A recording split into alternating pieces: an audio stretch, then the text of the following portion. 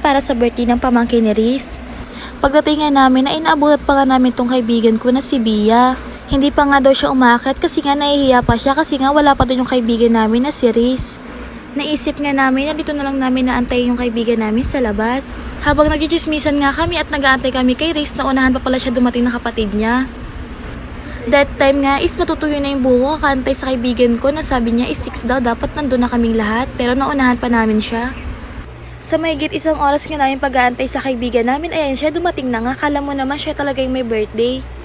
Sa video nga yan, kitang-kita nyo naman kung gaano kabasa yung buhok niya sa tuyo ng buhok namin kakaantay sa kanya, di ba? At tumakit na rin pala kaming lahat guys. Pag-akit nga pala namin ay sobrang daming bisita. Kaya napag-isipan ng mga poko na magpa-picture na lang muna. Pag magkakasama talaga kaming tatlo, walang araw na hindi kami magkakasundo. Siguro nga ganyan lang talaga yung banding namin. Pagkatapos nga namin magpa-picture at ayan na nga dumating na nga si Tito, tatay nga pala siya ni Riz.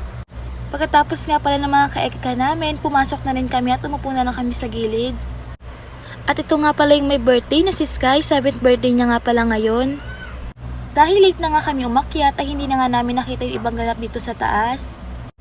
Kasi pagkakat namin, nag-uumpisa na nga yung 7th roses ni Sky. Pagkatapos nga palang isayaw si Sky ng daddy niya, sumunod naman tong si Tito. Noong mga oras na nga yun is nagugutom na nga kaming lahat kasi nga maaga nga pala kami dumating dyan. Nalit nga lang pala kaming umakyat dahil sa kaibigan namin na si Riz. Nagulat nga pala kami nung inabutan kami ng cupcake